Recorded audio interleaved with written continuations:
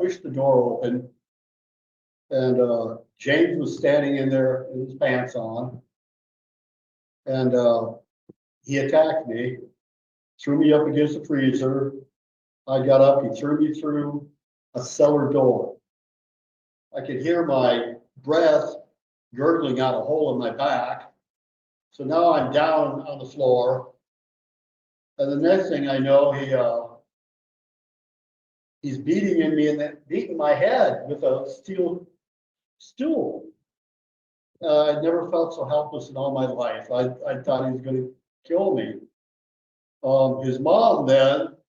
You'd be forgiven if you thought that you were listening to a victim impact statement, but no, this is no victim. This is the man who, by all accounts, was a father figure to the boy who he nearly took his life. But here he is, less than maybe 2 years into a 5-year sentence for stabbing the boy that he was that father figure to, because he was in the bathroom.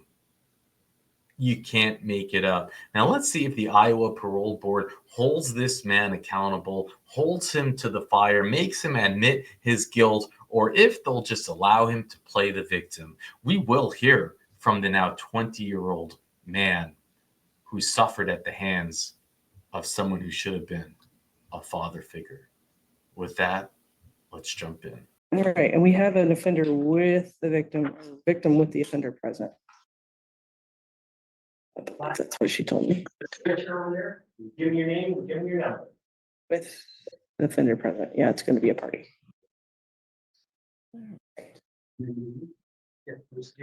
David Anderson, Okay.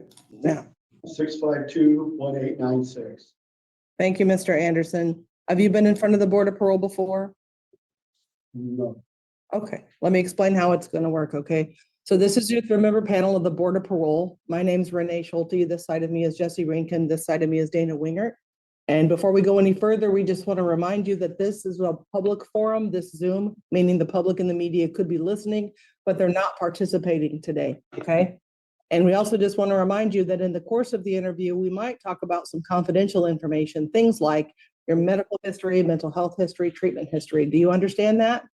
Yes, ma'am. And you would like to continue with the interview? Yes. So to kick us off, why don't you tell us what happened the day of the crime? Talk about the crime itself. Why are we in prison? Talk about that. Okay. I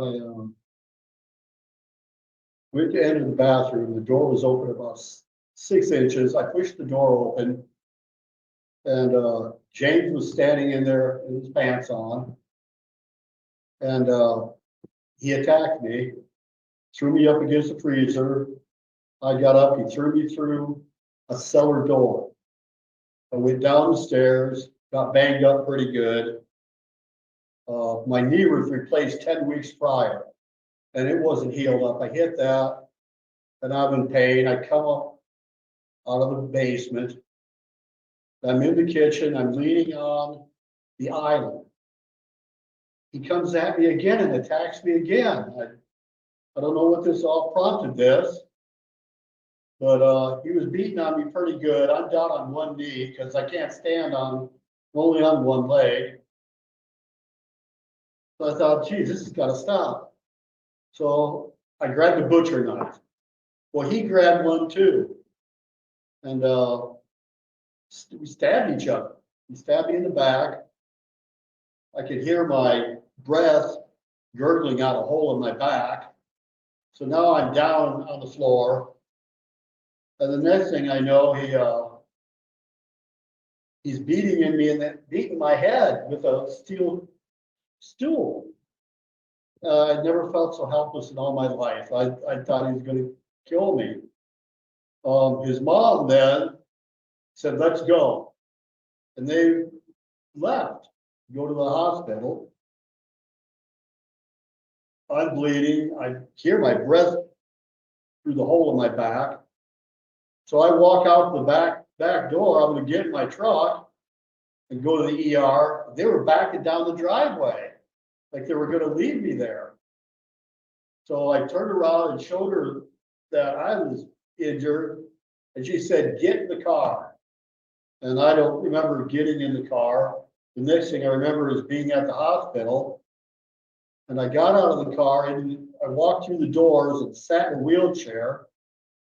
The duty nurse pushed me into the ER.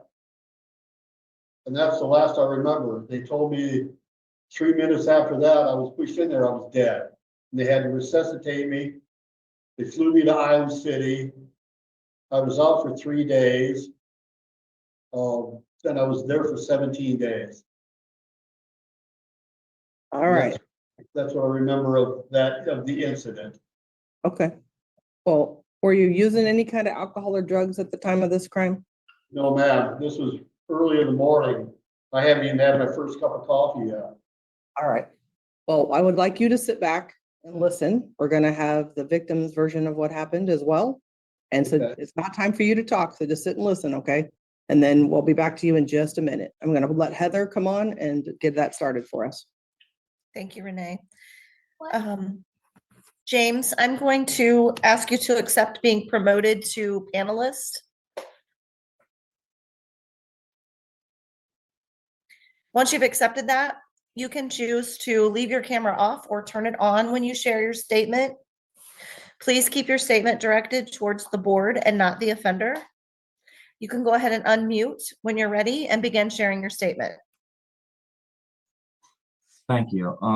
Before I like to make my points, I would like to go over how the crime actually had went down. So that morning I woke up around 7 o'clock and I went to take a bath. Door was closed. The door doesn't close all the way, I should add. It stays open about an inch. But we all knew that would be that's the door closed. I had no information of him being awake or needing the bathroom. After I got out of the bath at around, I'd say it was 7:45, I was going to the bathroom and then I was proceeding to get dressed. As I was pulling my pants above my knees, Dave hit the door open and then proceeded to come at me as I was pulling my pants up. So I pushed him away from me towards the freezer at the time. And then he came at me again as I was trying to leave the bathroom. So I pushed him towards the basement door. And then as I was proceeding to go towards my bedroom door, he went into the kitchen and grabbed a knife. And I, in that moment, was afraid of the knife and did not want to get stabbed in the back. So I turned towards him and tried to stop the knife from stabbing me, but it had stabbed me, where I then kneed him in the crotch and reached over him to the knife block and grabbed my own and then stabbed him back. Where my mother comes around into the kitchen, well, into the dining room, because the dining room and the kitchen are connected, and sees it, where she screams, "Stop, stop, stop." I drop my knife and I proceed to go into my room, where my mother comes out to try to like calm down the situation in the bathroom. I meant not in the bathroom, sorry, just a lot of anxiety. In the kitchen. And I'm afraid at this point that I was dying. So because he had attempted to kill me.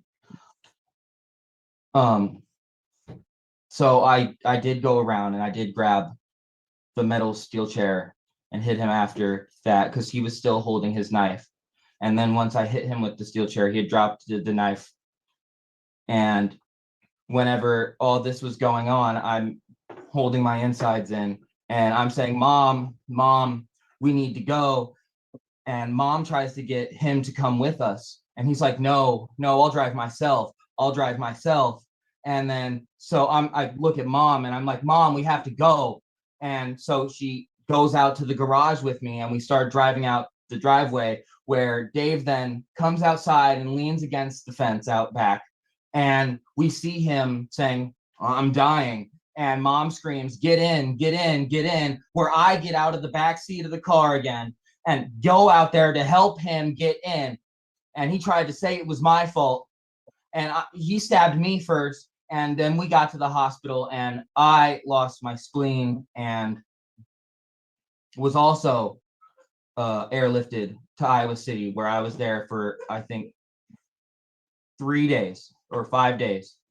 But that is how the crime actually went down. I feel I needed to say that before. Now I would like to get to my points on why I think he should stay in.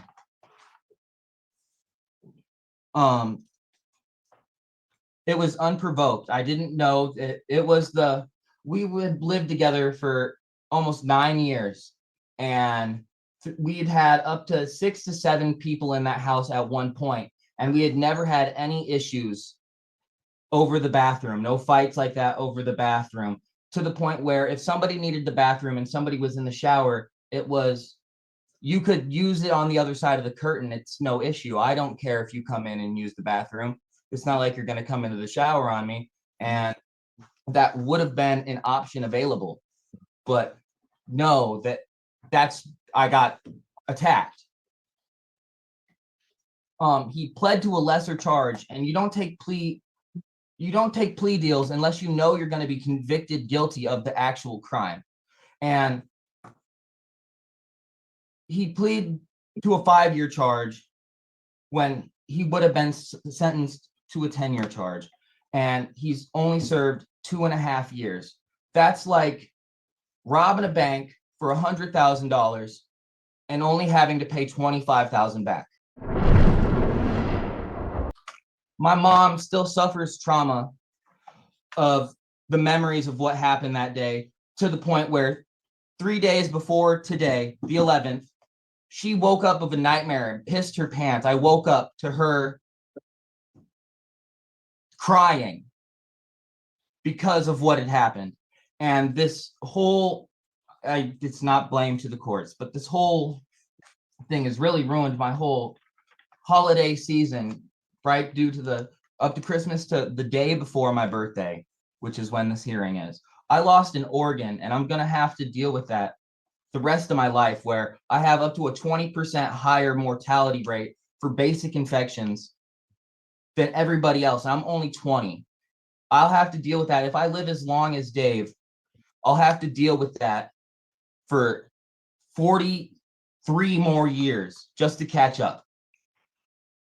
And we live in a world of super viruses like Corona, the bird flu. I can't think of the other ones by name. The Zika virus, I know that's an old one, but it's caused a lot of distress with this coming up. And I also makes me uncomfortable that if he's released, that we're probably going to be frequenting the same areas, as it's a very small community. All right, thank you, James. Is there anything else? Not that I can think of at this time. Thank you for your time. Thank you, sir. Thank you, James. I'm going to go ahead and put you back as an attendee, and you can still sit and watch the rest of the interview. Okay. Thanks. All right, Mr. Anderson, you heard the victim statement, and now it's your turn. What would you like to say to that statement? Talk to us, not to the victim, please. Okay, a lot of what he said wasn't exactly the truth. Okay,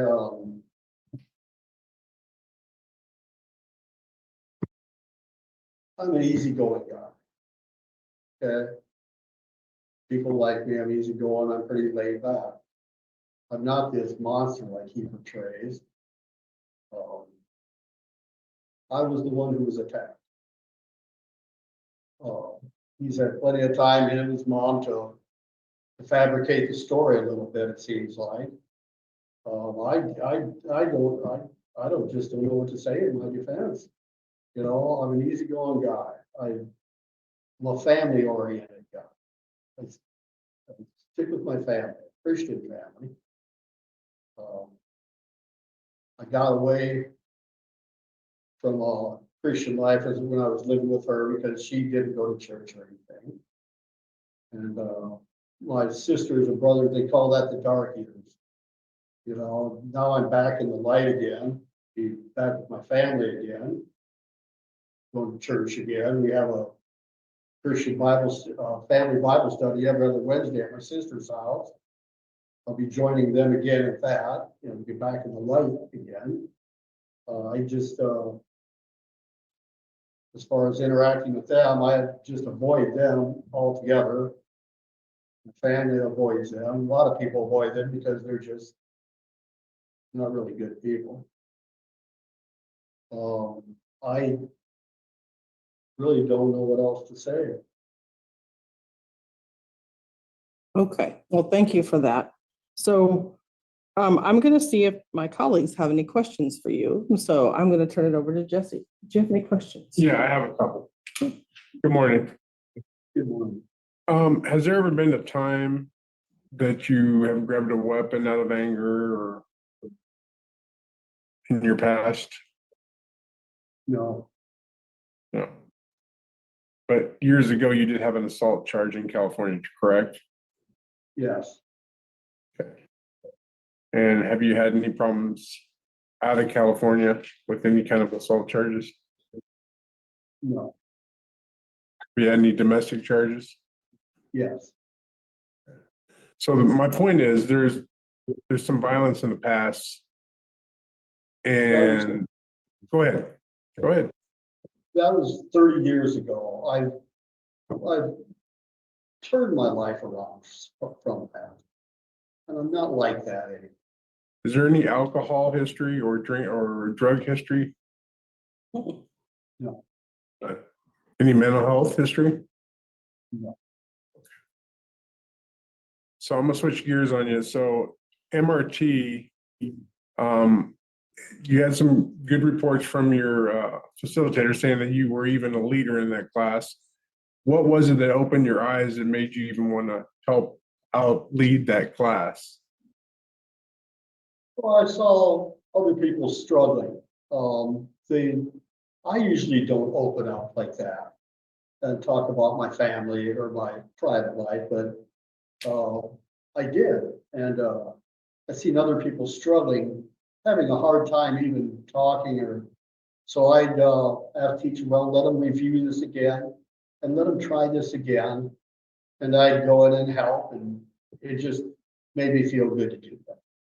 To be a leader and a teacher and help these other people come out of their shells. And What stuck with you in an MRT? What was it that you say, wow, that's good advice, good information? What is it that helped you out? The teacher, she just had a way of bringing that out in you. Opening up in front of the other people made me feel good about myself, you know, and helping other people made me feel good about myself and doing it. Do you remember any specific lessons that were beneficial? Not right off, no, that was a year and a half ago, you know, but Okay. it was a good experience in the class. I was a little apprehensive at first, but then as I got into it, I really enjoyed going there and helping these other people also. Well, thank you for answering those questions. I have nothing further. All right, thanks, Jesse. Dana, did you have anything? Just a couple. So we heard from the victim, and that got me thinking about a couple other things here. So the release plan that was presented to us as part of our documentation we received talks about your sister's house in Makokata, Iowa. How far away is that from where the incident occurred and where those folks live? A mile, A mile? probably, yeah. Okay, and then talk to me a little bit about the relationship with not only James, but the others in the household. Well, Kelly and I were in a relationship for 7 years. And what's the status now, and what's the status going to be moving forward? Well, we're not together anymore. There's no relationship there anymore. I'm just gonna go, stay with my family. I interact with my family a lot. Live a quiet life, you know, I mind my own business. You know, I help my family when I can, and that's probably the way it's gonna be from now on. You know, I'll be more involved with my family, more involved with the church, the family Bible studies. We're a close-knit family. We're really tight. And they miss me through all this time. They call those my dark years. But that's just my aim and my goal. I don't do a lot of things. I stay at home, I read, I watch TV, I go fishing a lot. Kind of a fanatic about that, but I do that with my brothers and my brother-in-law. People I'm staying with, Deb and Ken, he's a fisherman too. They just moved back up here from Florida to be closer, our family, be all closer together. And that's what we'll do, we're fishing and interact with my family. Okay, and there's a no contact order in place, correct? I believe so, yes, and that's fine with me. And believe so might not get it done here. I mean, there is, and you should understand the conditions of it. If you're gonna live, if you plan on taking up a residence less than a mile away from, you know, the protected party in that no contact order, you're gonna have to find a way to navigate that in a small community. What are your plans there? That's pretty easy. They're over in this part of town. And I have no reason to go over in that part of the area where they're at. There's nothing over there that's all houses and stuff. You know, there's no reason for me to be anywhere near that neighborhood. But the small town has gas stations, restaurants, grocery store. I mean, you're gonna need to fully understand what the conditions are of that no contact order. I've seen her since then, and like I pull into the gas station, I'll see her over at the other pumps. And I just left and went to another gas station. You know, I've never run into her in the grocery store or anything. But if I did, I'd just leave. Because I just don't want anything to do with that. I don't want any problems. I just, you know, no contact. I don't want to be around that. I'll just stay away from that, you know. I have nothing If further. possible, they have no contact with her. They don't want anything to do with her either. Okay. I don't think that I have anything else either. All right, Mr. Anderson, now's the time that if it's your turn to tell us anything you want us to know, anything that we haven't talked about that you want to discuss before we make a decision. Said, I'm a laid back, easygoing guy. I mind my own business. I stay to myself. I interact with my family. I have a few close friends that I'll go fishing with or do things with. I know a lot of people, but my circle's small. And I don't do a lot of things, you know, like I say, I read and I watch TV, I go fishing. I interact with my family. I go to my family's houses, my brother and his wife, or my sisters and their husbands. We have barbecues, but that's pretty much my life now, my family, my nieces and nephews. You know, All right, I do- anything? Go ahead.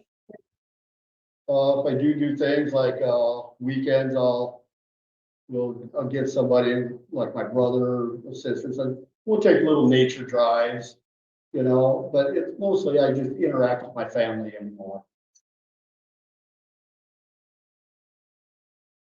I'm too old to go out my Harley, I'm too old to ride that.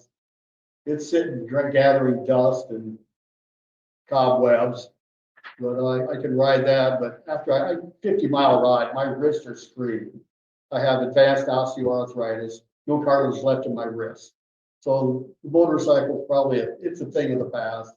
My brother-in-law has one too, and we both agreed, yeah, we're getting too old to ride these things anymore. It was fun while it lasted. I have a boat that I take out now and then, because I'm a fishing fanatic. I love fishing, but I can't do that by myself anymore. But now my brother-in-law is retiring, so we'll be able to do that more often. take my boat out. But that's about all I do. All right, thank you. So now's the time for you to sit back and listen. We're gonna talk amongst ourselves and I will be with you in a moment. Thank you. Jesse, thoughts? Well, it was a little bit trying when you hear one story from the victim and you hear this story here, and they're a little bit, they're actually very different. Yes. He does have a TDD of July of 25, which is coming right around the corner. Yeah. He was given pretty much a short sentence on this one here. With that being said, I don't think there's very many options than to release and hope that we establish. Are we releasing? Are we looking at that release? Yes. Mhm. It's just ourselves. Mhm. So the only thing I can see for codes is really PG D3 with a 40A just in case, and a 58. I don't see anything else. 20B would just around the corner. Sam, do you have any other thoughts on codes? I had a thought of cognitive instead of substance. There we go. Cognitive. I can agree with that. I don't know if we need a 58. Yeah. What are your thoughts, Dana? Well,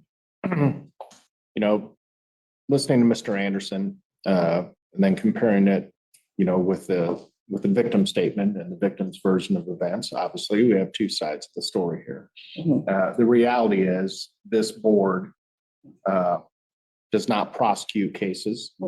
Therefore, whatever he pled to is not in our purview. We also don't impose sentences. So we're left to deal with what's in front of us. As my colleague said, his district discharge date is in July. He has completed the requirements and some of the programming as part of his incarceration, which is in our purview to make sure that those are done and that he has learned from this and can move on from it. I'm in agreement with having said all that. We deal with what's in front of us. I'm in agreement with the DOC's recommendation to release. I think there's going to be a need on Mr. Anderson's part to completely understand the terms of that no contact order. This is a small town. It's a mile away. That may or may not work. So, but that's going to be on him, and that'll be between him and his PO to make sure that he properly navigates that. But having said all that, I'm gonna vote in favor with the DOC recommendation.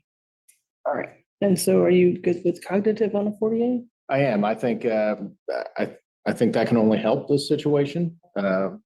Continuous learning and understanding of not only what's happened, but also what's in front of him and how to properly navigate it. All right. So I will be in agreement with the department's recommendation and I will explain our vote. So what my colleague just mentioned is really important in this conversation. I want to thank James for coming forward with this statement today. The sentence that was granted is a very short sentence, and the way it works in the state of Iowa is you get half of that time in good time. And so the only time we have left is now through July. And because of that, we would like some time available for supervision so that in case we have some challenges in the community with the no contact order and things of that nature, that we'll be able to work with that, what is in the community. So saying those things, we're going to step you down today to a parole to your sister's house. The only additional condition that we're talking about, and you'll have all the standard conditions of parole. The only additional we're going to ask you to continue your work in cognitive. That'll be the same type of work that you did with your MRT. Since you seem to have enjoyed that and helped lead that group, I think that that'd be something that you could continue in the community, and you'll work with your parole officer on that. But otherwise, that will be all that we have for you today. So that concludes our interview. You're free to go, and hopefully you go out and do well, sir. Thank you. Thank you. Just can't make this up. Do you know that this man that actually stated the words, I'll quote him, listening to Mr. Anderson and comparing him to the victim's statement and version of the events, well, we have two sides to the story. And the reality is that the board does not prosecute cases. Therefore, whatever he pled to is not in our purview. We also don't impose sentences, so we are left to deal with what is in front of us. You know, he was a police officer for like 3 decades or something. I think a detective. When Sir Richard saw Mandoo, this he's coming in, we thought, oh my God, they are going to change Iowa. Maybe they're getting tough. Maybe they've seen our outrage. But can you imagine that this man, a former law enforcement officer, will actually put up a comparison side by side with the victim and the perpetrator and even utter those words? Are you kidding me? One man was sentenced and the other was not. One lied and the other was a victim. He lost his spleen. He was almost murdered. Whew. I'm going to go nuts. How can you possibly tell that to a 20-year-old that you don't believe him? How can you reward a man who really was a father figure? He was 11 years old when he would have met him. He was dating, he was a father in all but name. And he nearly kills him. He got earbagged. I'll read to you the facts of the crime. Only one man got sentenced. The other did not. The courts already decided what happened. The courts already adjudicated who was guilty and who was not. How dare you take it away from the victim? He was an intelligent sounding kid. You know, out of all, that kid, he's got a head on his shoulders. And I hope he watches this. And I hope you realize that there are a lot of people that are pissed off and that, you know, this can change someone in so many ways, to just have a distrust to the judiciary. This monster is moving back within a mile of his home. And the excuse that they make to release him is that they want him to have supervision. So if he messes up, there's something there. And it's like, what are you talking about? The best supervision is to keep him behind bars. How do you not take into account that maybe you should send a message that until this man can own up to what he did, until he can take responsibility, instead of calling the victim someone who would have been a son to him, instead of calling him a liar?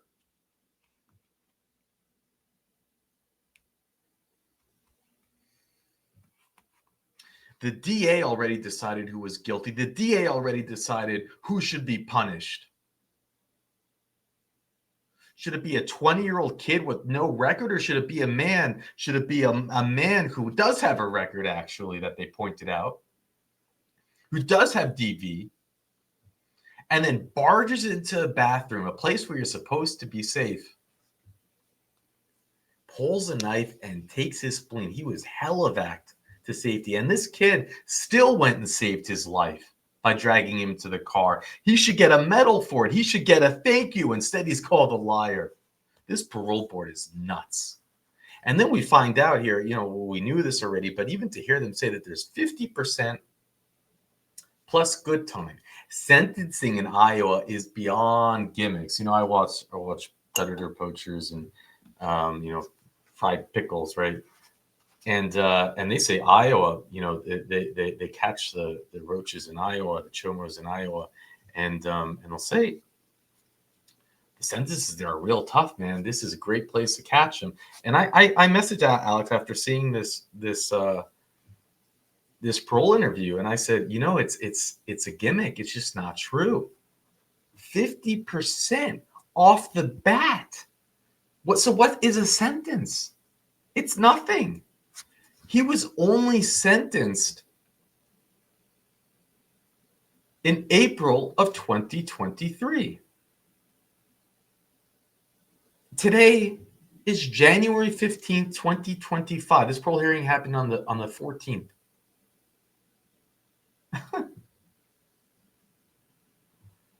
I mean, even if it was only 5 years, right? And he wasn't in, you know, I don't think he was in jail the whole time. Let me read to you. The reason I'm not going to screen share the entire article is because they list addresses, and we need to keep that information private. But let me just read this to you.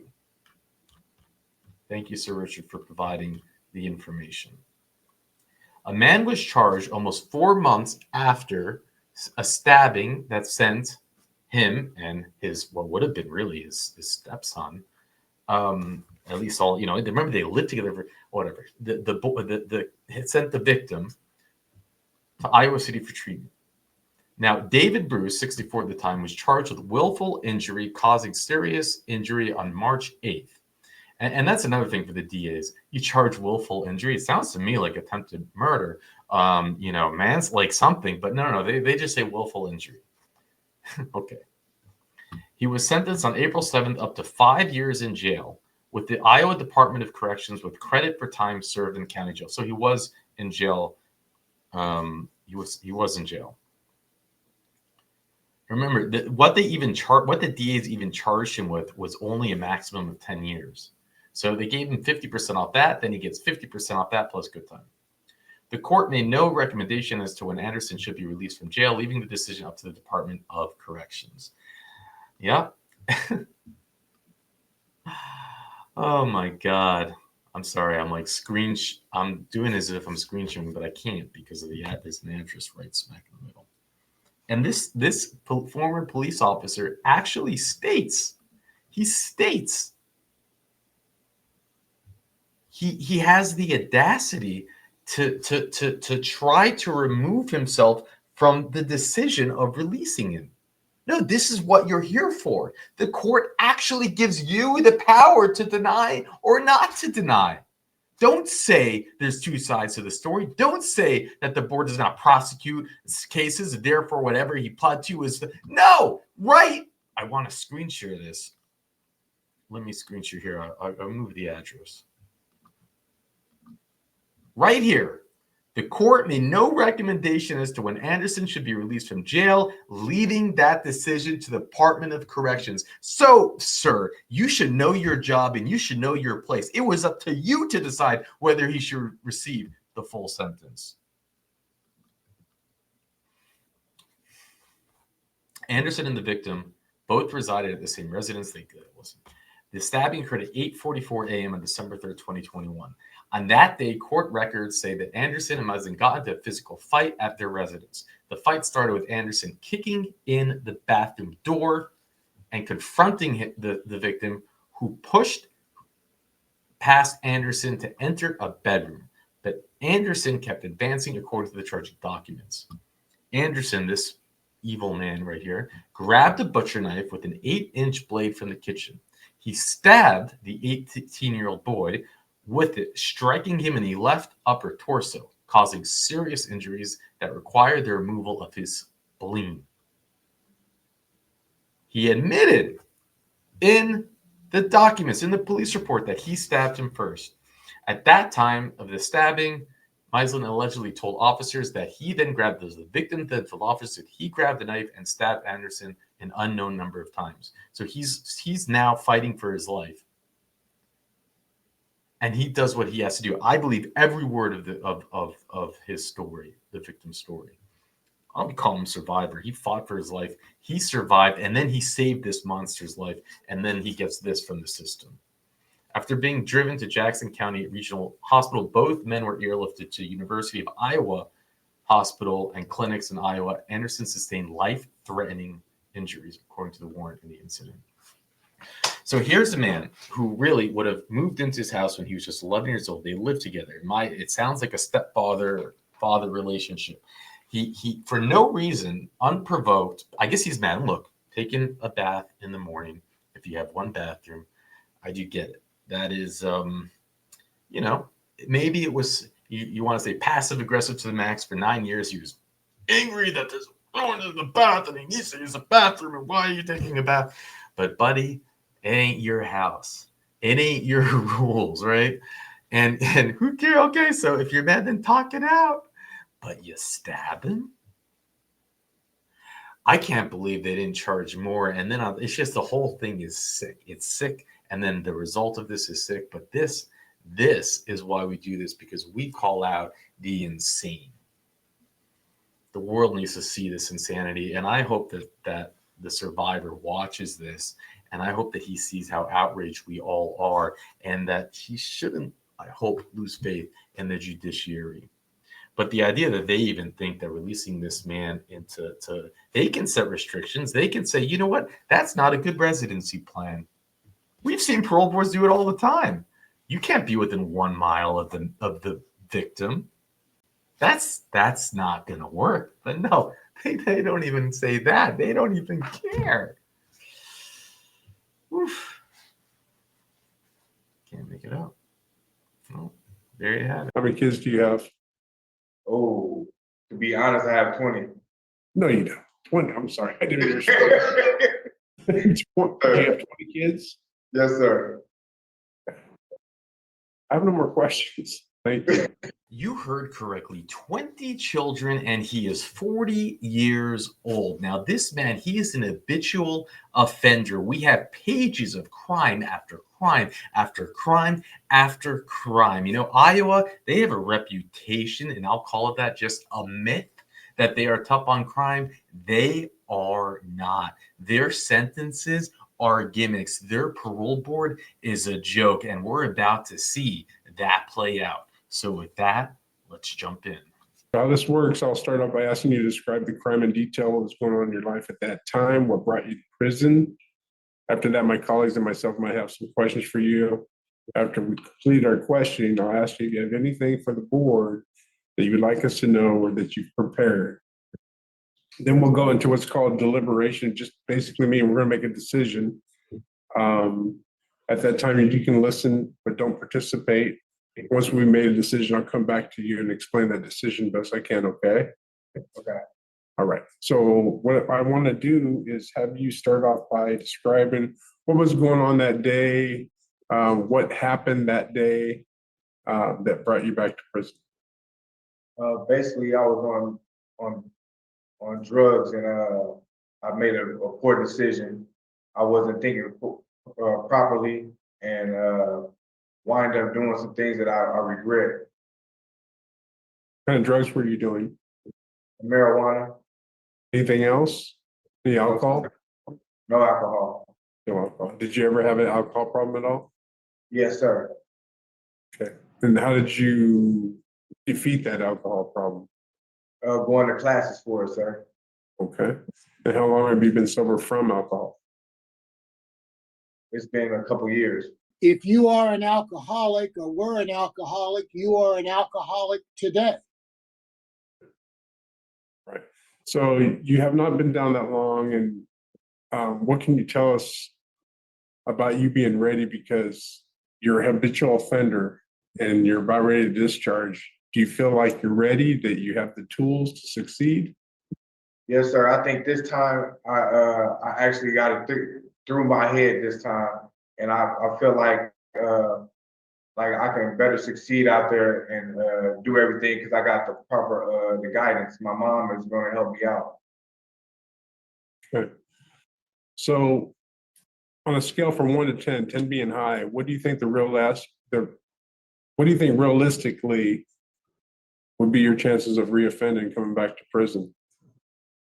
None, 0. Why? I refuse to come back here. I do not want to come back to prison, sir. Excuse me. I understand. And do you feel that you can invest in yourself better than you have thus far? Of course, sir. And what's your 5-year plan? My 5-year plan is to be hopefully living in a nice house, having a good job, and taking care of my kids best way I can. How many kids do you have? Oh, to be honest, I have 20. No, you don't. 20. I'm sorry. I didn't understand. Do you have 20 kids? Yes, sir. I have no more questions. Thank you. Yes, sir. Renee, do you have any questions? I don't think I do. I think you answered my questions. So Dana, did you have any? I just got a couple. So Nevada, Missouri, that's where mom lives. Yes, sir. Part of the release plan. What kind of support system beyond mom do you have down there? Because we have a storied history of crimes dating back to, oh boy, as an adult back to 2003. And it's not like one here, one there. It's pretty much every year, and sometimes multiple times a year. So obviously mom's going to be key in this, but what else do you have down there in terms of support that you know of that you can lean on? I also have my brothers, and I got my mom's husband. My mom's husband said he's gonna help me out too. Okay, what are the employment opportunities down there for you? What's going to keep you busy and keep you out of jail down there? I already talked to my mom, and I told her I was gonna work 2 jobs to keep me busy, to keep my mind off of everything, as far as getting in trouble wise. And you know but you don't know what those jobs are yet? Oh, yes, sir. Right now, she put me in a job where cooking Mexican food and also working at Walmart. Okay.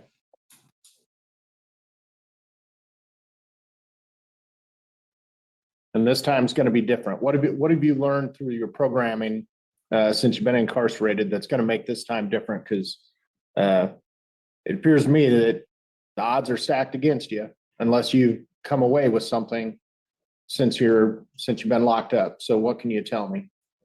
Obviously, I took active, and active taught me how to use the pause system, which basically that is if I'm ever getting into like any type of trouble, or I feel like I'm getting into trouble, to take a step back, think about it, and reflect on how we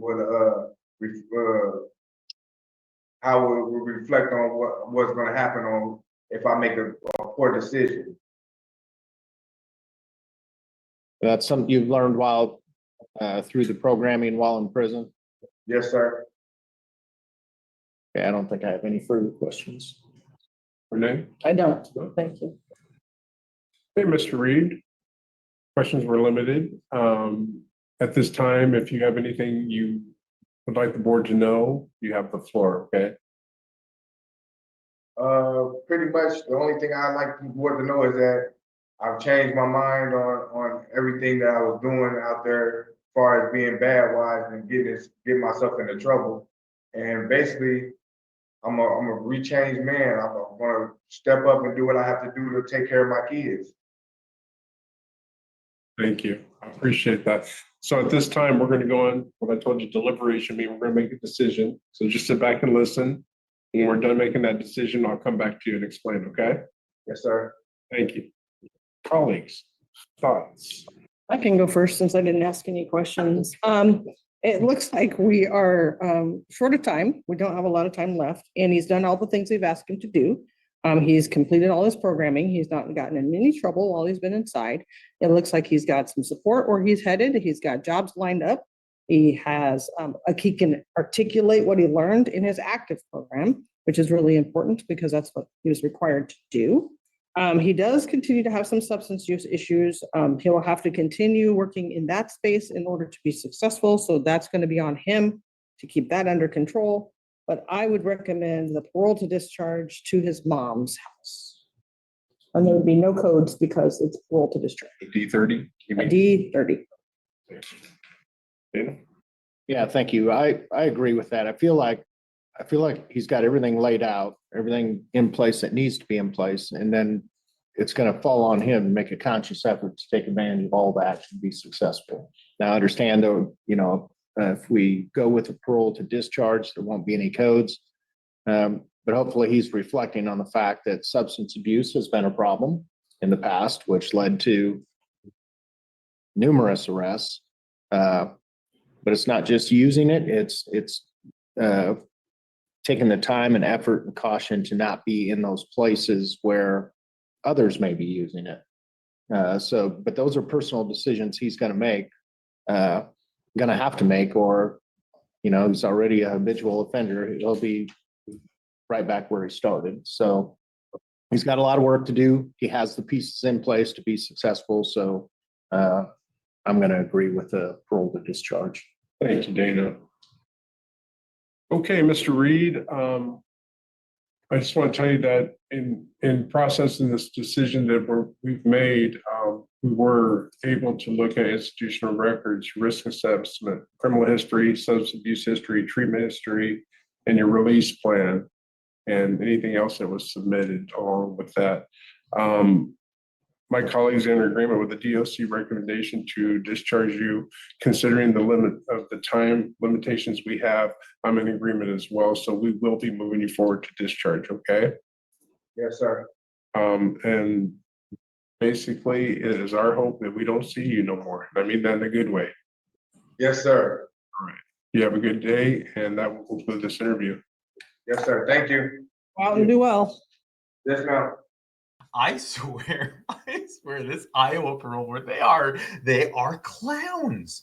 They are actually clowns. I mean, do you guys realize that he absconded? He ran away. He actually made it to Crime Stoppers Most Wanted when he ran away in June 15th of 2023. No. Correct. Yeah. Okay, Laquoie. And he's wanted by Rock Island Police for aggravated domestic battery, Scott County for a parole violation, and a laundry list of things out of Davenport, including robbery. Okay, so we've got lots of people that want to get him into custody. So if you recognize him or the other wanted suspect, or you know anything about the arson or the shooting in Rock Island, you guys can always help with some money and go ahead and call 309-762-9500. So they had to catch him, lock him back up, and what do? They just like take his word for it. Oh, you're sober now. Oh, he took programs, so he's better. What are you going to do to say, I just don't want it anymore? They don't ask him anything. They'll say, well, what did you learn? What are you going to do? Do you have any, are you going to go, like, do you have a sponsor? Are you going to do, like, what's your plan? No, they don't ask any questions. Oh, you're going to be sober. Okay. Parole for you, Jack. 20 children by the age of either he's got like super venomous, I don't know if the word's venomous, but like where, whoa, it's just, or like, why? Why do they not even care to ask him about that? Wouldn't any parole board be like, wait a minute, what? I can't even imagine how much you're going to have a house one day. Yeah. Okay. Like what would it cost in child support? 20 children. Why? Who's having children? I just don't even understand. These are things that and the parole board doesn't even bring it up. Like, they don't even care. And if you're watching this for the first time, man, dude, that parole board job's not to care. No. I've seen thousands of parole board hearings, and the parole boards, depending on the state, they have a right to ask. See, they are trying to understand who the person is. Are they ready to get out? And will they succeed when they get out?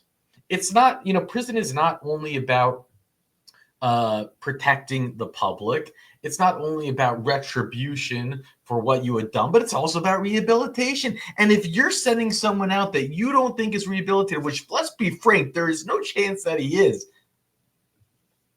He does not have the tools. He is not even admitted to having the problems that he has. And they're just going to go, oh, yeah, sure. We'll see him back. I am willing to, I'd ask the parole board, would you bet?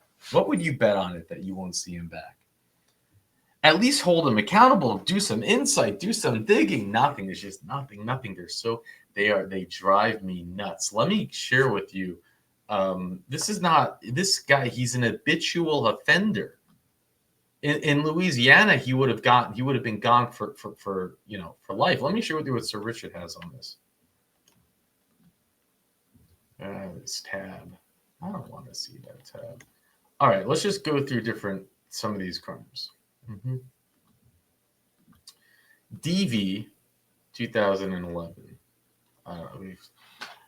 Theft, June 6, 2014. Harassment, 10/6/2014. Fugitive from justice. So it's not the first time you ran, is it? 2/13/2015. Fugitive from justice again, way from Illinois, 4/1/2016. Theft, 11/22/2016. Eluding, 11/29/2016. This is redundant. 12/1/2016. Theft, 12/13/2016. These are crimes of someone who has a serious addiction problem. Operating a vehicle without owner's consent, dismissed. Abuse, assault, dismissed. Why not? Dismiss it. 1/30/2017. He got 15 years in prison for this one. And we know better. We know that these sentences are gimmicks because he was paroled to work release and absconded in 2023. So that 15-year sentence, it was a gimmick. He did, I don't know how much of that. He did 5 years of it, not 4 years of it. 4/13/2017. And by the way, this is a really good point. When they parole people to work release, when they parole sex offenders and dangerous felons, how many Iowa parole hearings have we seen where the victim is crying and saying, please don't release me? And they say, we'll release you to work release. Don't worry, they're under supervision. It's not like Louisiana work release. It's basically being free, and it's just you're mandated to work. And we see absconsions left and right. It's happening every day. Just on today's docket, I think we covered 4. So just keep that in mind. Whenever they say we're releasing to work release, there's no comfort for the victim. Burglary, 7/3/2017. DV, 7/3/2017. Robbery, 8/25/2017. Dare I go on? Theft, 3/23/2018. Fugitive from justice, 5/19/2018. Assault causing bodily injury, 9/11/2022. 1 year probation. Can you imagine a judge giving an habitual offender at this stage 1 year probation? 120 days in jail, but 113 of it suspended, so he did 7 days of jail. Violation of parole, 9/13/2022. Obstruction of emergency communication, 9/19/2023. DV, 1/9/2023. 1 year probation again. They're really sick. The whole system is sick. Robbery, 2/20/2023. Assault causing bodily injury. Again, another probation sentence. Fugitive from justice, 9/13/2023. And now paroled. Paroled 1/15/2025. Or this is 1/14/2025. Now, I'm going to just finish this off with going over, some of you might have seen this, about 1,000 of you have seen this, so I'm sorry if you won't see it again, but I'm just going to go through some of Mr. James Moses' best moments. He's an Iowa Parole Board member. We didn't get to see him today. He was off, but don't think you'll get away from it so easily. We're going to go watch some of his best moments, and I'm just going to laugh. I'm going to watch it in real time with you. And, it's going to be painful, but it'll also be a little therapeutic. And I think I'll get the point across. And I do want to point out now, Mr. Richard did do some research. This is what's disturbing about this. Mr. Moses, he actually, you would never believe this, but on his profile, on his working profile, Sir Richard found that James Moses actually considers himself to be a proficient, more than proficient. It's what he does, public speaking. This man sees himself as a professional public speaker. And, on paper, you actually think that he'd be a quality parole board member. He, again, it's shocking to see. I don't understand it, but he was appointed by the Board of Paroles in May 2024. He holds a bachelor's degree in liberal arts in English. Out of all degrees, the one that it's impossible to believe. He played basketball for Iowa Hawkeyes from 1988 to 1992, which is really darn cool. Really, that's pretty awesome. And he started his career at the Community-Based Corrections at the 6th Judicial District Department of Corrections in June of 1995 and transitioned to the 5th Judicial in fall of 2021. 28 years in the Department of Corrections, experience prior to his appointment to the Board of Paroles. James is humbled and honored by the opportunity to assist public safety and the citizens of Iowa. So, the humble thing, we hear that a lot. But little does the public know, the public safety in Iowa, that James is a menace, a danger, in my opinion. And have the people that he releases, the questions and lack thereof that he asks, it's scary to watch. And I dare say, I wonder if the people of Iowa actually know, and we're about to watch it. And there's something else. I don't know. It says here that he was with the board of, the Department of Corrections for all those years, which is really great. But from the profile that I saw, the same one that said that he does public speaking, my understanding, it shows that he never received a promotion, that he was a parole officer for all 28 years. Could be I'm wrong. It could be he hasn't updated his profile. But to me, that would be quite strange. In Louisiana, they have two people who were with parole officers for their career, but they made it to the top. They climbed the ladder and made it to the boss. And one is Mr. Freeman, and the other one is the new guy. What's his name? But he was like Mr. Freeman. So I just wonder if James really never did receive a promotion or not. But the governor handpicked him to be on the board, and I just don't understand it. But anyways, if you don't know what I'm talking about, we're about to watch it. Okay.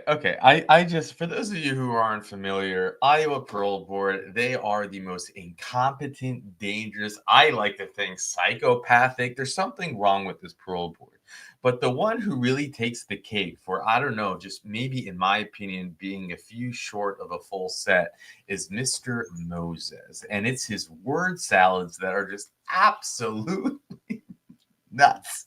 So what I did is I took just 3 parole hearings that happened yesterday. So I'm not nitpicking from the last year of parole hearings because I would like to do that, but I took just the 3 parole hearings that happened yesterday, and I went through, I spent like 10 minutes just grabbing snippets. I put it in here, and I'm going to watch it with you. There might be even some duplicates because I didn't invest a lot of time making sure there's not. So if we go through that, we'll go through that. But let's watch Mr. Moses, and let's just try to make sense of this. Okay, here we go. The Honorable Parole Board, handpicked by the governor of Iowa. Hear you say, I believe. What part of it, of you, was your, understanding or plan or sharing with Jordan and the other person? I don't understand the question. Right, so getting started. It's not the first time when even they don't understand the question. You're in bad shape. Okay. Can you give us what took place, what was going on with you that led to you being incarcerated? Can you tell us what looked in place that led to you being? It's just like, why are you incarcerated? It's just that simple. You've been doing this for like a year. It's like he doesn't care. He does not care because it's a little bit of effort. Anyways, sorry. I also like, even though one of my favorite questions to ask people is the values, and I didn't get what your values were, but I got a kind of an understanding of what some of your values are. So it was nice to hear you say that you have some. How you doing this morning?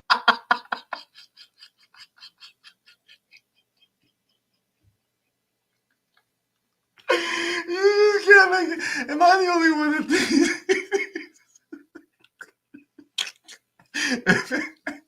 I need to hear that again. Hold on.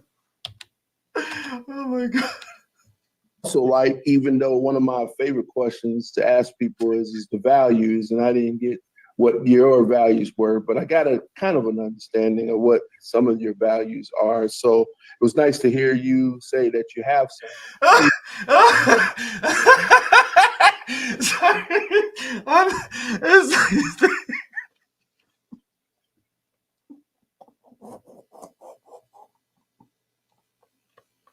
I'm not losing it.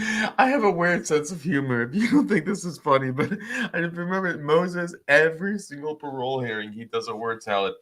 I would like you to tell me what your values are now that you've been and he has this. It's nice to hear you have some values. This is a freaking parole hearing. What are you saying? Okay, we'll go. You doing this morning, Ms. Craig? I'm good. That's good. My one question to you, having to complete the 321J program and getting some classes and groups to help better you today than you were yesterday, if you were to characterize who Terry Craig is today, then from what we knew or didn't know of Ms. Craig in the past, what could you tell us about Terry Craig today as you potentially prepare for transitioning to this new employment and future endeavors, if that makes sense? That does not make any sense, Moses.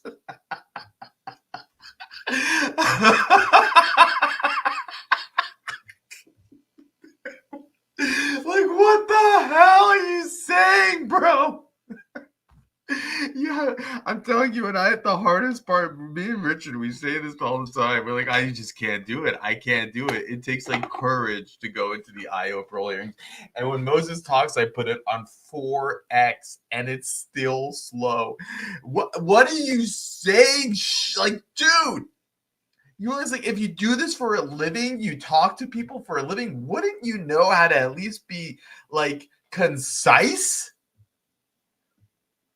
What is wrong with you? I feel bad for his coworkers because they're idiots too, but at least they don't do the word salad thing. Imagine if you had to work with someone, the governor of Iowa, who by all accounts is a very competent woman, and I think she's what, 2-term, and like I haven't done research on her, but from what I hear, what is there any way she knows that her state is being represented by this?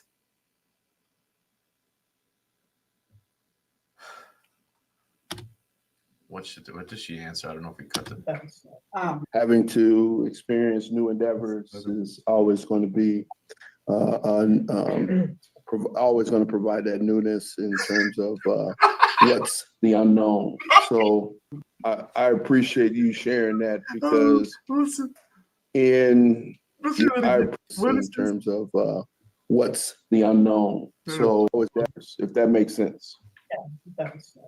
Having to experience new endeavors is always going to be